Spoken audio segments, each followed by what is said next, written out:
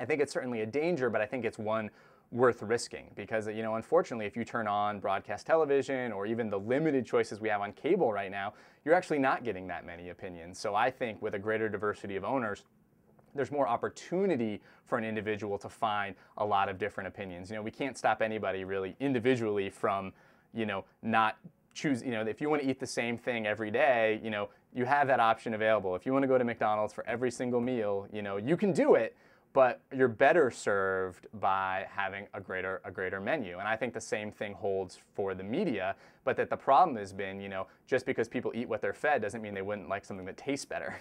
And if you put those choices out there, if you invest in a non-commercial media system, if you have a greater variety of choices, then there's much more opportunity for somebody at the local level or elsewhere to find new outlets, to find new opportunities. It doesn't mean that everything that starts is going to be successful and make money, but there's at least that opportunity. Hey, if I have a great idea, if I have a new angle, if I have a new issue, I can still reach that audience. The internet currently offers that, although I'd argue that it's in danger.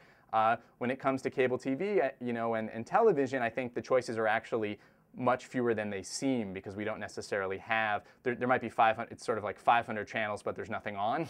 And I think that's because you don't really get to choose. You might get to buy a tier of channels and they throw in a bunch of home shopping networks and other things that maybe you don't want because whoever owns the cable company owns a piece of those, and you don't really have those choices. So I think in the end, it's worth the risk. It's worth the risk of a lot of different choices, and that, people will find each other and will challenge each other and we'll get the discussion going instead of kind of where we are now, where maybe we're not having enough of a discussion at all.